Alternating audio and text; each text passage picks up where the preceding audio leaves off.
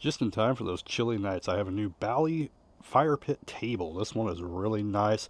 Lights up really easy. Let me go ahead and show you. You can hear the quick ignition with the battery on here.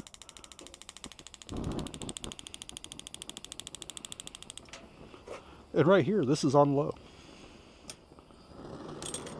And it will get pretty high and pretty darn warm. This one also has a really pretty glass beads or rocks. And let's see if I can get one of these out. And all the way around are these ceramic tops. So it will act as a nice table as well. And when you're not using it, you can put the metal thing over it and you can use it as a full-size table. And it puts out quite a bit of heat. Now this one is pretty heavy duty and it is made of a metal all the way around. And this uses a AA battery for the ignition.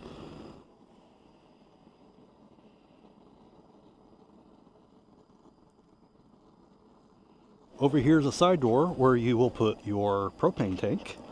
So it'll be nice and neat inside. The door is made of a metal as well.